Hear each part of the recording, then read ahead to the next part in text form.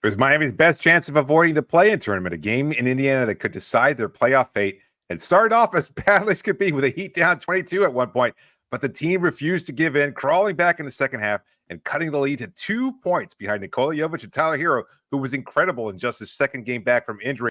Unfortunately, Miami just couldn't close the deal and need a miracle or 3 to get to the 6th seed. We break it all down in today's episode of Locked On Heat. You are Locked On Heat, your daily Miami Heat podcast. Part of the Locked On Podcast Network, your team every day.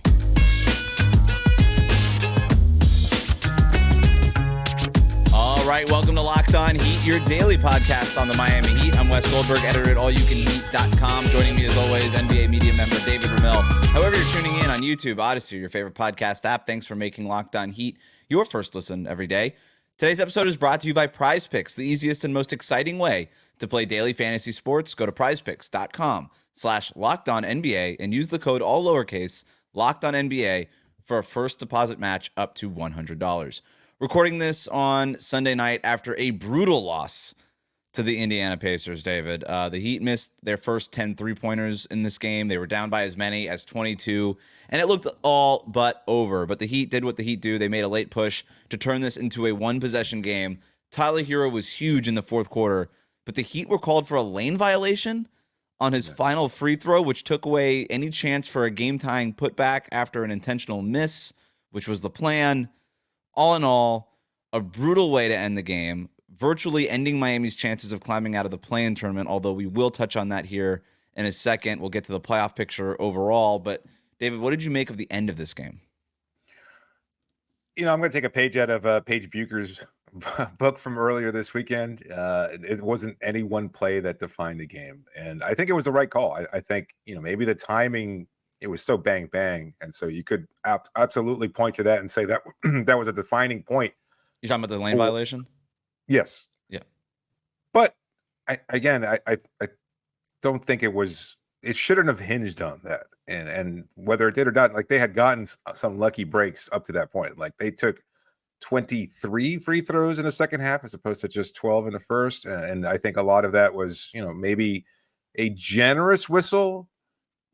And so the lane violation, I don't think that's really, it wasn't the point. Like they had plenty of opportunities up to then, you know, and they had some bad shots, some bad turnovers, and they had gotten such a large deficit in the first place that's what required the comeback. And so I'm not looking at the lane violation. I don't look at any one play and be like, oh, okay. You know, I know that sometimes I have been critical of officiating in the past, but I don't think the officiating was the more egregious problem with Miami's game today.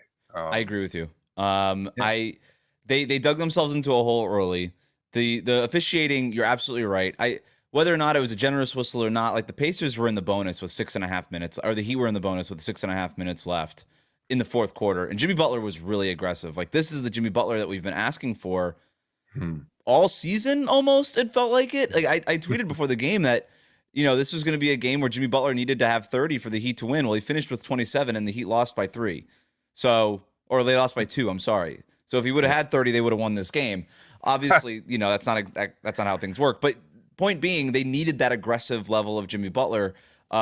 He went 12 of 12 from the free throw line, getting to the basket, getting aggressive, getting into the paint, getting those kickouts and all those things. But for so much of this game, like the Heat just there was a lid on the basket the entire first quarter. They went the entire first quarter without making a single three. They missed 11 of their first 12 from 3-point range. And like those were good looks that they were getting too. A lot of them were open looks that they should be making. And that's sort of like why we keep talking about having to avoid the play-in tournament in general, right? Is because something like you could just have a rut offensively. There's just been a 3-point shooting drought for a quarter and a half, and that could be enough. And that, you know, credit to the Heat for getting back into this game late and almost stealing this one on the road, but it just felt too little too late, and you wonder what would have happened had they just converted on 3 or 4 of those threes out of their first 12 in the first place.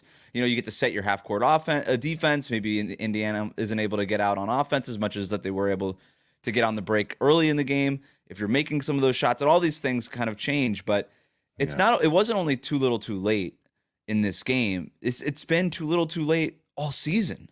right? The season Like in it shouldn't general, have come down to this game either for the Heat. And I understand that there were injuries and all these other things, but there were also some really bad losses, including last week's loss to Philadelphia, where you kind of had to win that game.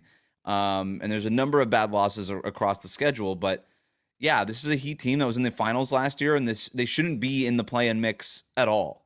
Like it shouldn't have come down to this, and yet here we are with any chance of a guaranteed playoff berth now, holding together by a string here. And so yeah, like my reaction to all this is, boy, yeah, you almost did it, but enough with the almost already. It's always almost with this team.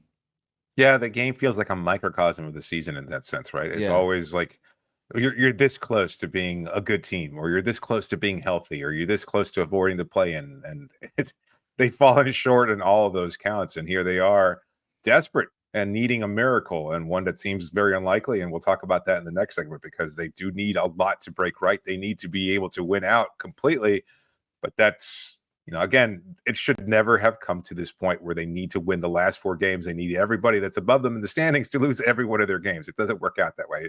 It's just mathematically the likelihood of it is almost as well. It's almost as likely as making a run to the finals after escaping the play-in tournament. And so with the variance of a play-in tournament game, with the possibility of facing Joel Embiid and the Philadelphia 76ers in a play-in matchup, things get very, very tenuous for Miami, in the hopes that they might be able to build off of last year's finals run and maybe have some kind of duplicative success in that realm. But as far as the game itself, it was just really, really strange. Like the offense was so bad, and you bring up a great point about their shooting, but also defensively, they looked so out of sort. And even as we're talking about it, I'm thinking to myself, well, you know what? But that's just how Miami is, and that's how Miami has been for the last 4 years. It's their defense leads to their offense, and their offense feeds off their defense. It's so symbiotic in that sense. And for Miami, not being able to hit those shots wasn't, as you pointed out, it didn't allow them to get set into their defensive sets a little bit earlier.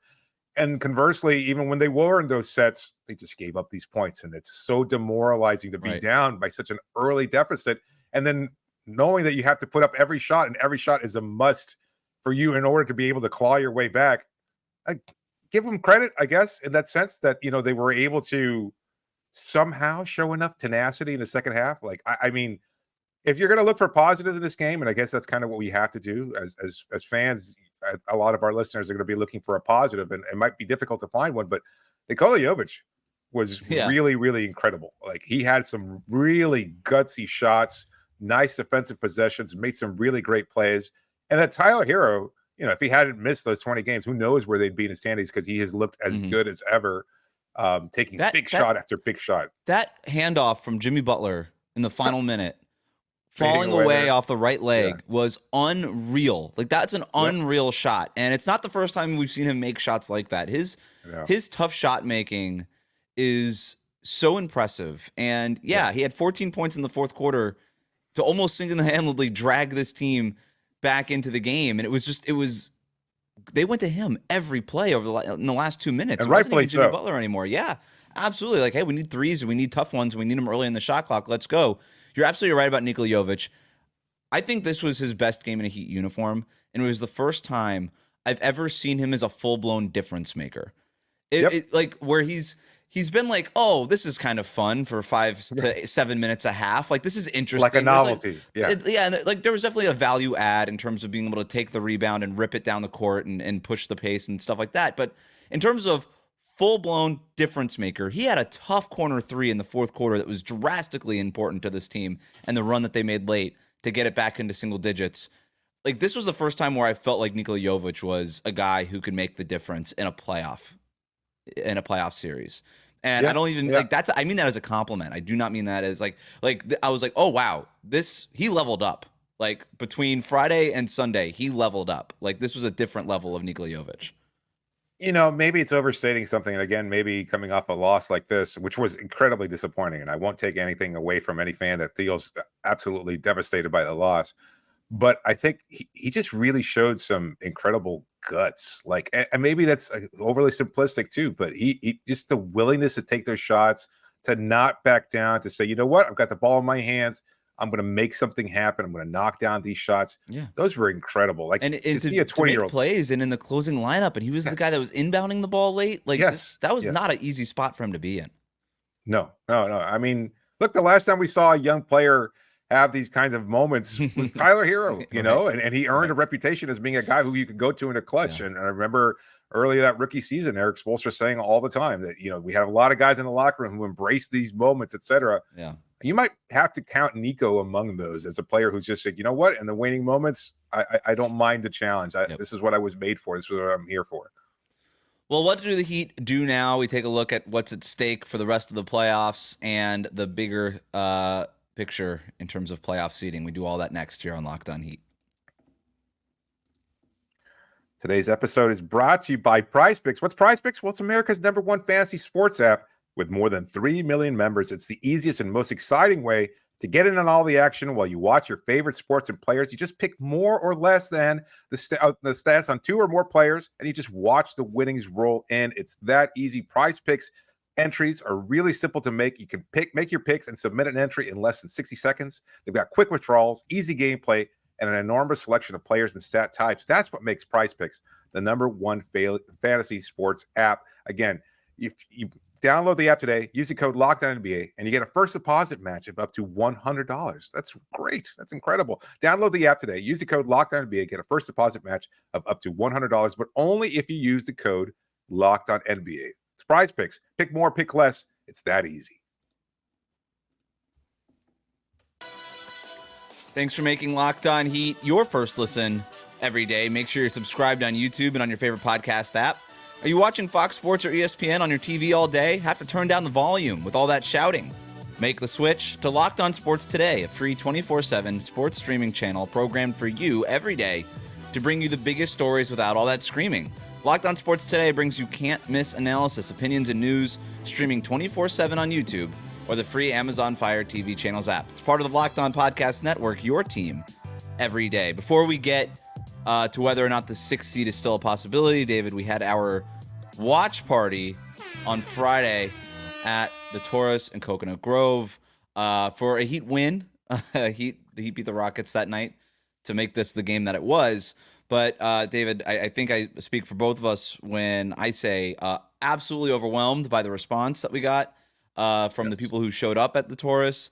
The level of passion that Heat fans and our fans of the show have for everything involving the Miami Heat was unbelievable. It was unreal. I had a number of people too reach out afterwards saying like they didn't even get a chance to talk to us because there were just so many people at the bar. And so and a lot of people there saying can't wait for the next one. So TBD on whether or not we're going to do the next one. It was a lot of planning, and who knows how long this Heat season is going to go in the first place. I don't know how many more games we got. So all that said, though, what an awesome experience. Unequivocal success. Like it was just really amazing and touching and humbling. And I mean, caught in a moment, like, you know, you get there, right? And I mentioned this kind of half jokingly, like, I hope somebody shows up.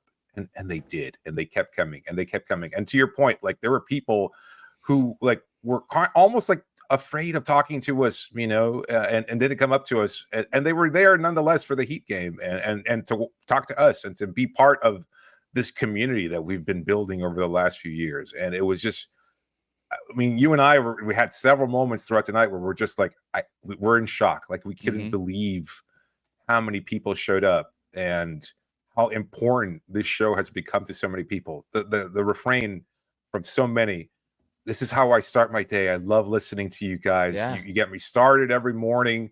You know, I love your perspective. I love when you break down games. It was incredible. And, you know, I just want to shout out a few people in particular. And I'm probably missing some names. Gabriel, who attended our last watch party as well. Shaish, both of them, longtime supporters of the show. Lorraine, who had so many great things to say.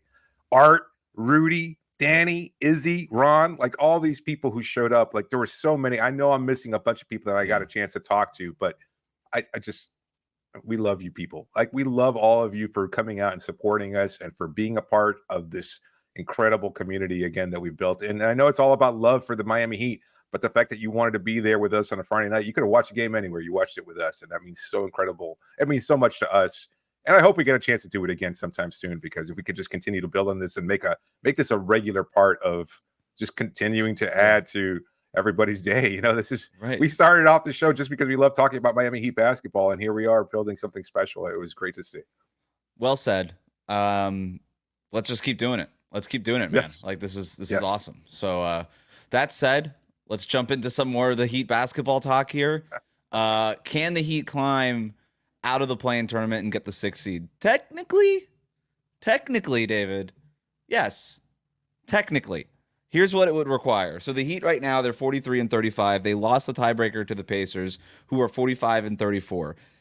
The Pacers, their best record that they could finish with is 48-34. The Heat's best record that they could finish with is 47-35. So if both teams win out, Miami obviously it's still in the play-in tournament there. Because even if you go beyond the Pacers, like Cleveland, as much of a mess as they have been, and it was an awful showing for them on Sunday, they're still 46-33. The Knicks are 45-32. Like chances are those teams are going to reach 47 wins, and that's going to be a whole other deal. So that said, for Miami to get out of this play-in tournament, they would basically have to go 4-0, which would mean beating Atlanta on Tuesday, Dallas on the second night of back-to-back on Wednesday, and then beating Toronto Friday and Sunday. They play Toronto twice. So they would have to go 4-0 in those games. And the Pacers would have to go 1-2. And they've got at Toronto, at Cleveland, and against Atlanta at home. They have the rest advantage in all those games, or they don't have a rest disadvantage in any of those games, I should say. So technically, possibly, yes, there's a chance. Realistically, probably not at this point, David. Yeah, I think that's fair. Mathematically, the odds are against them. And, as we were saying in the first segment, it should never have gotten to this point. But here they are. They can only control what they can control, right? It's a common refrain from players in the NBA. You just kind of focus on what you can do and don't worry about the rest. And for Miami, it's just win out the rest of the 4 games and hope for a miracle or a few, because they need it. And well, I don't know. I don't know where to take this conversation, because there's a possibility. Yeah, go for it. You're saying please. Win out, control what you can control, and win out, I guess, is the best you could do and hope for a miracle. Or what if you just you're probably not getting out of the play-in tournament, so you're not getting that week off. What if you take the foot off the gas a little bit? I don't know that I'm going to do this. I'm not lobbying for it. I want to have the conversation. I'm just asking questions, David. I'm just asking devil's questions. Advocate. I don't get it. I don't even know if it's a devil's advocate at this point. But look, if you're the Heat, you're not going to drop out of the 7-8 play-in game. You're 5.5 games up on Chicago. It's just not happening. So you're pretty much locked into the 7-8 game. The concern would be not being able to host the 7-8 game. That's the only concern that you have, because right now, as we're recording this, Miami and Philadelphia are both at 43-35, so tied with the same record. Miami right now has the tiebreaker, so they would be hosting that play-in game, and that's important. I don't mean to overlook hosting the 7-8 game, but what if you did just take your foot off the gas, got Jimmy Butler as much rest as possible, maybe got Kevin Love and Jaime and Bam, just start not sitting them, but maybe just sort of just pseudo, not tanking, but just not really trying as hard as you need to, understanding that you got a real, if you're going to make that run to the finals, which is still the goal for this team, despite having lost this game to the Pacers on Sunday, maybe that's the best way to position yourself for a long run, is to kind of manufacture the break that you otherwise aren't getting because you lost this game. And makes sense. And yet at the same time, I don't think I can see this team doing that. I can't see them leaning into that approach. Now that everybody's back healthy and that we're seeing Tyler come back at basically full strength, we talked about we talked about against the Houston Rockets, whether or not he might seem rusty or shaky. He's coming off the bench, something that I think we'll talk about in the next segment. And he has looked great. And again, having these big moments down the stretch today against the Pacers. So I don't know that Miami is going to take that approach. I would think that would be incredibly unlikely. Although that could change. Let's say Indiana leaps out and wins the next 2 games, and at that point it becomes a mathematical impossibility. Then I could see them sitting everybody against the Toronto Raptors, because at that point, what are you even trying for? So, how much of a difference do you think it takes against this Sixers team hosting that 7-8 play-in tournament, because I remember last year against the Chicago Bulls and the Atlanta Hawks in the play-in tournament, they hosted both those games. They still dropped one, and it took a miracle in the fourth quarter in order to escape the second game. So I don't know when it comes to this team. And look at Indiana, if their effort tonight in the second half is any kind of an indicator, like you can take the momentum up to another level even when you're on the road. We've seen this team be capable of that. So I wonder whether or not they actually see hosting a play-in tournament game as a goal or a requirement for them. I don't know what this team sees it in terms of requirements, but they're 20-18 at home and they're 23-17 away. Like, you could make the argument that this team is better on the road, and you would have a pretty strong evidence to back that argument up, wouldn't you? Yeah. I would also say this for the 76ers. I want that team to travel. I want Joel Embiid to get on a plane and come to my state. I don't want him rested, ready to go, open arms, welcoming a team into his arena. That's not, because Joel Embiid is the biggest swing factor. If he's the best player on the floor in that 7-8 game, then the Sixers probably win. They have, or not probably win, but they have a much better chance of winning that game. I want Tyrese Maxey traveling. I want those guys traveling. I want them a little bit out of their comfort zone if I can help it. That's what I want. So yeah, I do want to host that game. And I brought up the question. My answer to that question is no. You don't take it off. You gotta, if anything, maybe there's a little bit less pressure now to win these games, and now you can just focus on the process of, hey, let's just play our best basketball. We're not going to overload any minutes. We're not going to play Jimmy Butler 40 minutes a night, but we're going to play our best basketball. We're going to get our rotations in order. Let's just try to hit a groove to get to this play-in tournament, win this 7-8 game, at least get that half week off so we don't have to play the 9-10 game, and then just go into the playoffs as the 7th seed against, I think, a beatable Bucks team versus that 8th seed against a much better Boston Celtics team. We still have goals that we're talking about here. If we're the Miami Heat, the first goal of getting out of that play-in tournament, getting that week off and playing, I guess now Orlando in that third, who's now the 3rd seed, one of Orlando, New York, or Cleveland in the 3-6 matchup, which would have been obviously preferable. That's out the door. Ain't happening. Unless, again, barring a miracle. But I would much rather play the Milwaukee Bucks than the Boston Celtics in a series. I don't think there's any question about that, especially early in the playoffs where maybe the Bucks are still trying to find their playoff footing a little bit, as disjointed as that team has been. I think we can a team could catch them. So that's the goal now. That's in terms of where the question is, the question about where the Heat go from here. That's what you do. You readjust your goals. You say, all right, let's win that 7-8 game. Let's get that 7th seed, and then we try to make a run, because the other part of that getting that 7th seed, David, is you're still on the opposite side of the bracket from the Celtics. So you wouldn't face them into the Eastern Conference Finals potentially, right? And that's, as long as you can avoid the Celtics, the better. So there's that. Anything else on this before we get to our listener questions? No, I'm just kind of overwhelmed that they've gotten to this point in the season. There was always the hope kind of carrying or defining the season. It's like, oh, they're going to do this, or they're going to turn it on, or they're going to get healthy. And it's like, it's now with just a few games left in the season, you're still kind of looking at how these 4 games are going to define potentially their chances at a deep playoff run. And maybe that's even maybe I should just wake up and realize that they're not going to go in a deep playoff run. It's just about escaping one game at a time and see what happens from that point forward. I thought until the end. I thought until the buzzer tonight that they were still going to get that 6th seed, and now I'm like, and again, it's mathematically still a possibility, but I'm surrendering that, and now I'm just who knows? Now just, hey, win that 7-8 matchup and then see what happens, man.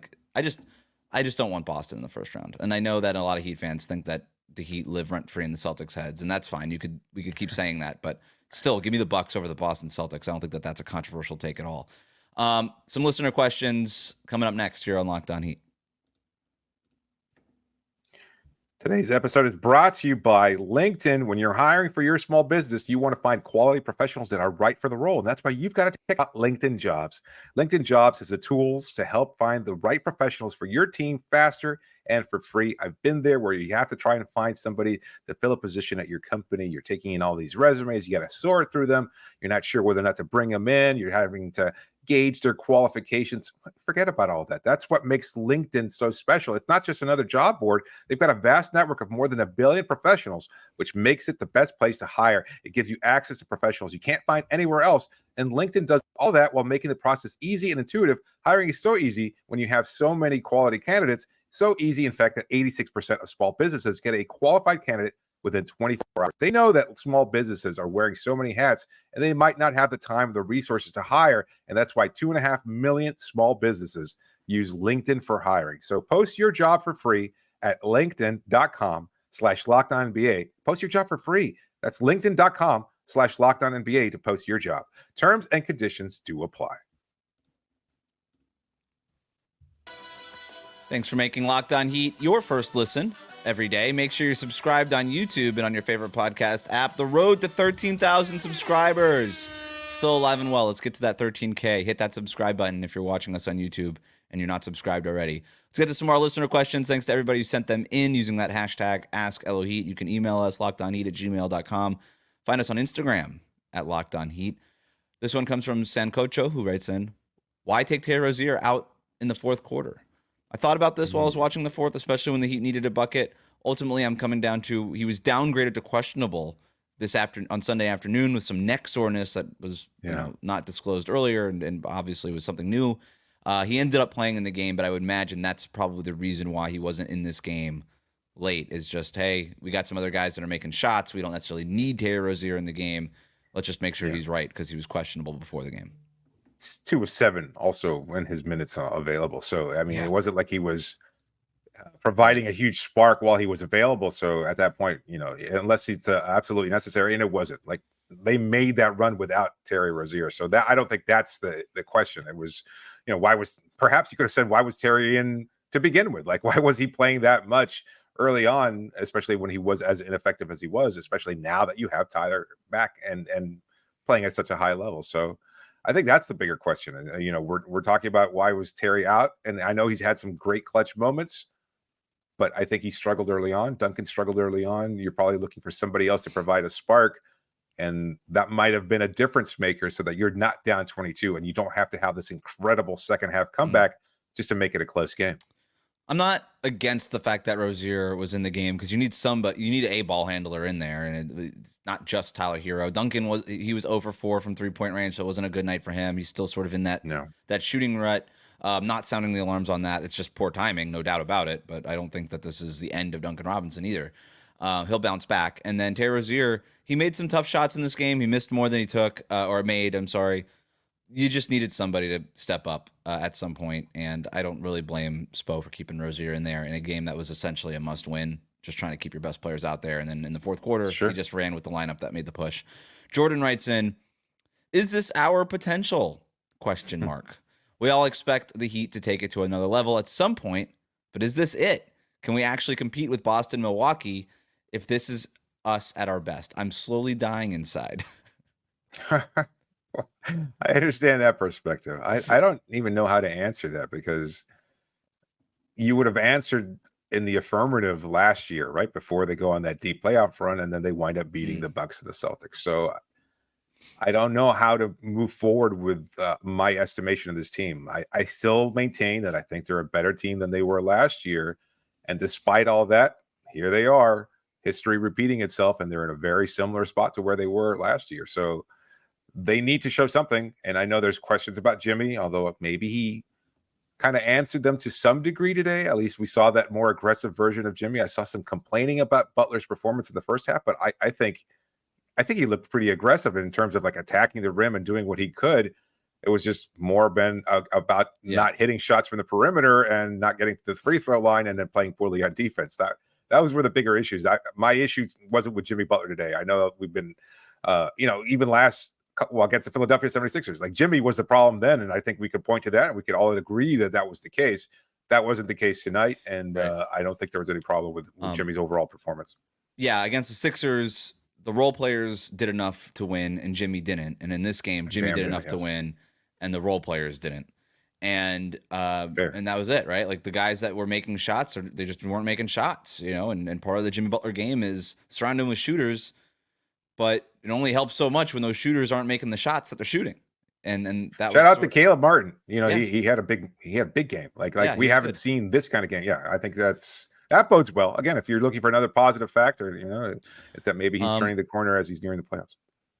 I try not to fall into the trap of this team has played better, so it is better than what it is, right? Because that's like Malachi Flynn went off for 50 points the other night. That doesn't mean that he has the potential to score 50 points every night, right? So Right. and that's the difference between star players and role players, or the stars do it more consistently. Well, the same thing could be applied to teams, right? The good teams do it consistently, right? The Wizards have won games. The Pistons have won games.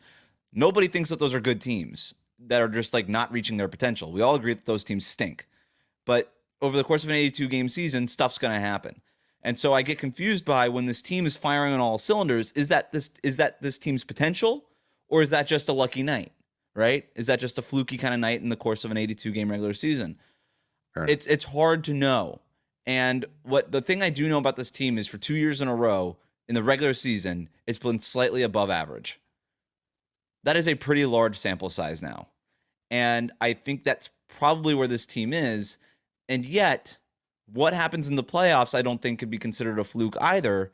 I think there is something to be said about this team knowing what it takes in the playoffs. It has a specific vision for itself. It knows what it wants to do. It's the best coached team in the NBA, and I think that stuff just matters so much more in a 7-game series versus one-off games in an 82-game season.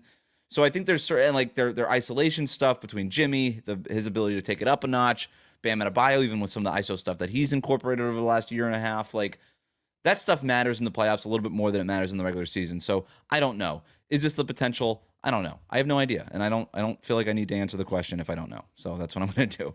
How do you feel about Bam's 3-point shooting today? I'm glad he took him, but we all knew he wasn't going to shoot 78% for the rest of his career from three. So I have no problem with the shots that he took. Do you? Yeah. No, just career high 3-point attempts, I guess, 1 of 4, unfortunately. They look good. Yeah, a couple corner threes, one of which he hit, a couple above the break. Unfortunately, those did not fall, but they caromed out. And it's in within the framework of the offense, so it's not like he's disrupting anything by taking those shots, and it also creates space for others like Jimmy or Caleb to be able to work more in the interior and along inside the paint. So I would imagine we'll probably see more of these games moving forward, especially when other guys aren't making shots. It makes it a little bit more. It puts a little bit more on Bam. So, all right, I'll take them. Maybe I'll make them. Like it just. Yeah. As a team, you just start searching for these shots because you got to make threes in today's NBA. Somebody's got to do it. So I think that part maybe played a part in this. Thanks for making Locked On Heat your first listen every day. Hit that subscribe button on YouTube and follow us on your podcast app.